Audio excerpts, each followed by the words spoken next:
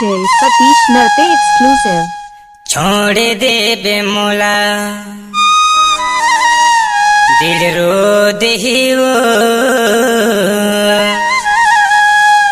रू रू की मैं दूसरे संगी ढूंढी हूँ नहीं मने मोरे कहना ला दिल तोड़ दे वो नहीं मने मोरे कहना ला दिल तोड़ दे वो रो रो के मैं दूसरे संगी ढूंढी ली हूँ रो रो के मैं दूसरे संगी ढूंढी ली हूँ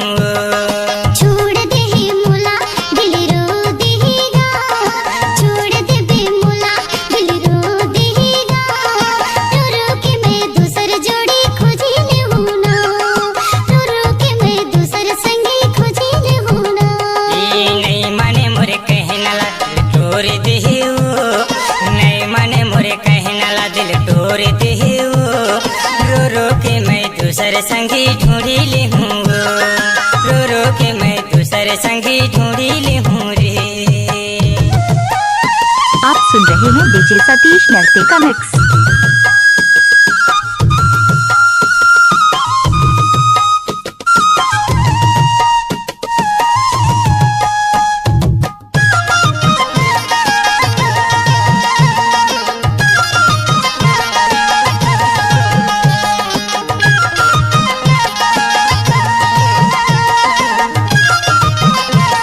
सतीश एक्सक्लूसिव।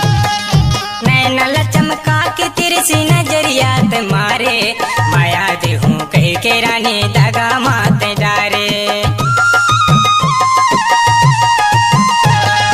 नैना ला चमका के तेरे सी नजरिया ते मारे माया दे हूँ कह के रानी दगा माते डारे माया दे हूँ कह के रानी दगा माते डारे तो नहीं मने मुर कहना मिक्स बाय डीजे सतीश। नहीं मने मुरे कहना ला दिल तोड़ दे वो रो रो के मैं दूसरे संगी ढूंढी ली हूँ रो रो के मैं दूसरे संगी ढूंढी ली हूँ छोड़ दे बेमोला दिल रो देगा छोड़ दे बेमोला दिल रो देगा रो रो के मैं दूसरे संगी खोजी ले हूँ ना रो रो के मैं दूसरे जोड़ी खोजी ले हूँ ना। डीजे सतीश स्कूल टोला वाले का मिक्स।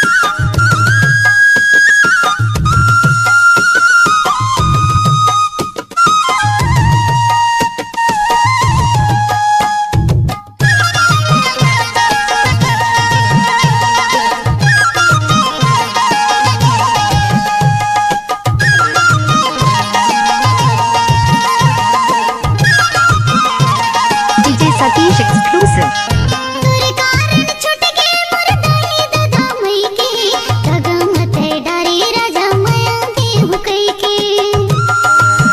By DJ Satish.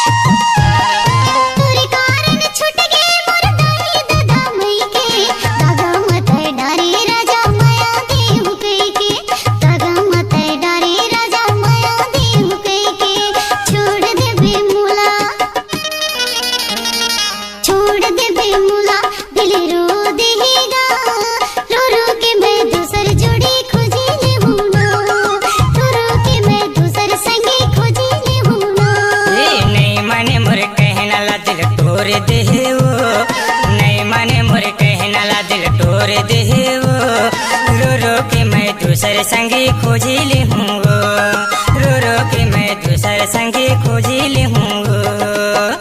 आप सुन रहे हैं डीजे सतीश कखनू वाले का मिक्स।